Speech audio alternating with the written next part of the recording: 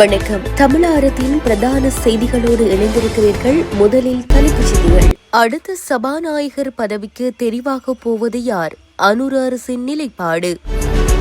மஹிந்தவின் பாதுகாப்பிற்கான செலவு காவல்துறை வெளியிட்ட அறிவிப்பு. வடக்கில் மயக்க மருந்து கொடுத்து கொள்ளையிடும் கும்பல், வவுனியாவில் சிக்கிய 2. விரைவில் பதவி விலகும் சுமந்திரன். கனடாவால் மக்களுக்கு விடுக்கப்பட்டுள்ள முக்கிய அறிவிப்பு. சிரியாவை பதம் பார்க்கும் இஸ்ரேல், மூர்க்கத்தனமான தாக்குதலின் ராணுவ நிலைகள் அழிப்பு. நியூ ரங்கராஸ் தங்க சுரங்கம், Markham and Steeles, 6055 Steeles Avenue East, C102. தொடர்பென விரிவான செய்திகள். அடுத்த சபாநாயகர் பதவிக்கு நிஹால் கலப்பதியை கொண்டு வருவதற்கான சாத்தியக்கூறுகள் காணப்படுவதாக அரசியல் வட்டாரங்களில் பேசப்படுகின்றது. சபாநாயகர் பதவிக்கு அசோக ரன்வல நியமிக்கப்பட்டு 1 மாதம் கூட செல்லாத நிலையில் அவர் நேற்றைய தினம் பதவி விலகியுள்ளார். அவரின் கல்வி தகமை தொடர்பில் எழுந்த சர்ச்சையால் அவர் தாமாகவே முன்வந்து பதவி விலகியுள்ளார். சபாநாயகர் பதவிக்கு கலாநிதி பட்டம் அவசியமில்லை, நாடாளுமன்ற உறுப்பினர் பதவி இருந்தாலே போதும். இந்நிலையில் அவர் கல்வி தகமை அற்றவர் என்பது இன்னமும் உறுதியாகவில்லை எனினும் உரிய சான்றிதழ்களை முன்வைக்க முடியாத காரணத்தால் அவர் பதவி துறந்துள்ளார். இவ்வாறான சூழ்நிலையில் அடுத்த சபாநாயகர் பதவிக்கு நிகால் கலப்பதியை கொண்டு வருவதற்கான சாத்தியக்கூறுகள் காணப்படுவதாக அரசியல் வட்டாரங்களில் தெரிவிக்கப்படுகின்றது. முன்னாள் ஜனாதிபதிகளின் பாதுகாப்பிற்காக நியமிக்கப்பட்டுள்ள காவல்துறை உத்தியோகத்தர்களுக்காக வருடாந்தம் சுமார் 1100 மில்லியன் ரூபாய் செலவிடப்படுவதாகவும் அதில் 1/3 பகுதியான 326 மில்லியன் ரூபாய் முன்னாள் ஜனாதிபதி மஹிந்த ராஜபக்ஷவிற்காக செலவிடப்படுவதாகவும் காவல்துறை தலைமையகம் வெளியிட்டுள்ள அறிக்கையில் தெரிவிக்கப்பட்டுள்ளது. அரசாங்கத்தினால் நியமிக்கப்பட்ட குழுவின் பரிந்துரைகளின் பிரகாரம் முன்னாள் ஜனாதிபதிகளின் பாதுகாப்பிற்காக நியமிக்கப்பட்டிருந்த காவல்துறை உத்தியோகத்தர்களின் எண்ணிக்கை குறைக்கப்பட்டுள்ளதாக காவல்துறை தலைமையகம் விடுத்துள்ள அறிவிப்பில் குறிப்பிடப்பட்டுள்ளது. மஹிந்த ராஜபக்ஷவின் பாதுகாப்பிற்கு நியமிக்கப்பட்டுள்ள காவல்துறை உத்தியோகத்தர்களின் எண்ணிக்கையை குறைத்துக் கொள்வதன் மூலம் அவரின் பாதுகாப்பில் எவ்வித சமரசமும் ஏற்படவில்லை எனவும் அந்த அறிவிப்பில் மேலும் தெரிவிக்கப்பட்டுள்ளது. வடக்கில் மயக்க மருந்து கொடுத்து கொள்ளையில் ஈடுபட்ட குழுவினை சேர்ந்த 2 கைது செய்யப்பட்டுள்ளதாக வவுனியா மாவட்ட குற்ற விசாரணை பிரிவு காவல்துறையினர் தெரிவித்துள்ளனர். குறித்த கைது நடவடிக்கை நேற்று இடம்பெற்றுள்ளது. இதன்போது ஹெட்டன் பகுதியைச் சேர்ந்த 45 வயது நபரும் மன்னார் வங்காளி பகுதியைச் சேர்ந்த 47 வயது நபரும் கைது செய்யப்பட்டுள்ளனர்.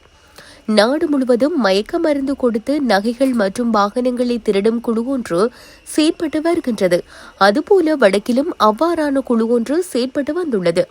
அந்த குழுவால் வவுனியா நகர பகுதியிலிருந்து சிவப்பு நிற முச்சக்கர வண்டி ஒன்றை வாடகைக்கு அமர்த்தி சென்று முச்சக்கர வண்டி சாரதிக்கு மயக்க மருந்தை கொடுத்து அவரை கீழே விழுத்திவிட்டு அந்த முச்சக்கர வண்டியை கடத்தி சென்ற சம்பவம் ஒன்று பதிவாகியுள்ளது.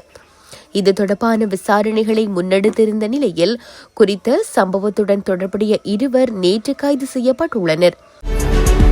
சுமந்திரன் தமிழரசுக் கட்சியின் ஊடக பேச்சாளர் பதவியிலிருந்து விலகுவார் என தமிழரசுக் கட்சியின் உறுப்பினர் அன்பின் செல்வேஸ் தெரிவித்துள்ளார். மக்களின் வாக்குகளை பெற தவறிய சுமந்திரன் தமிழரசுக் கட்சியின் எந்தவொரு பதவியையும் வகிக்க மாட்டார் என அவர் கூறியுள்ளார். அத்துடன் தேர்தலில் தோல்வியடைந்தவர்கள் அடுத்த தேர்தல்களிலும் போட்டியிடக்கூடாது என சுமந்திரன் கூறியிருந்ததாகவும் அவர் சுட்டிக்காட்டியுள்ளார். சுமந்திரன் கூறியதை உறுதியாக கடைபிடிக்க கூடியவர் எனவும் செல்வேஸ் குறிப்பிட்டுள்ளார். கனடாவின் ஒன்டாரியோ மாகாண மக்களை வீட்டை விட்டு வெளியேற வேண்டாம் என அறிவுறுத்தல் வழங்கப்பட்டுள்ளது.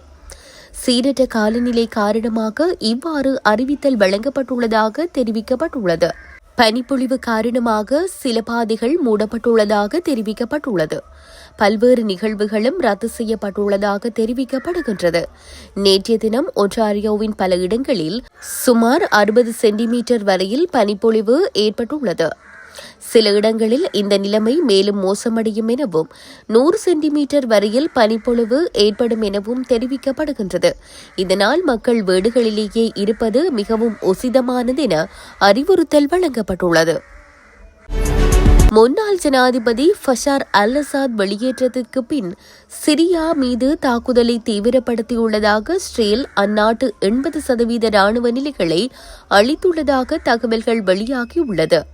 அந்த நாட்டிலுள்ள அபாயகரமான ஆயுதங்கள் கிளர்ச்சியாளர்களின் கையில் போவதை தடுக்கும் வகையில் கடந்த 10 மற்றும் 11ஆம் தேதிகளில் 400க்கும் மேற்பட்ட தாக்குதல்களை இஸ்ரேல் நடத்தியுள்ளது. இதை இஸ்ரேலிய ராணுவம் உறுதிப்படுத்தியுள்ளது.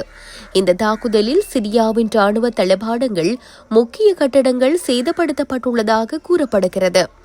குறிப்பாக சிரிய நாட்டில் 80% ராணுவ பொருட்கள் இந்த தாக்குதலில் அழிந்துள்ளதாக தகவல்கள் வெளியாகியுள்ளது.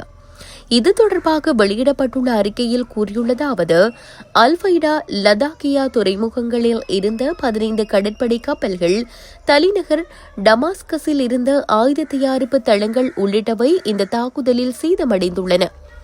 போர் விமானங்கள், உலங்கு வானூர்திகள், ராடர்கள், டாங்கிகள் உள்ளிட்டவையும் அளிக்கப்பட்டுள்ளன என்று அதில் கூறப்பட்டுள்ளது.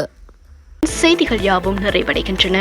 மேலதிக செய்திகளை அறிந்து கொள்ள www.tamilaram.com எனும் இணையதளத்தை பார்வையிடுங்கள்.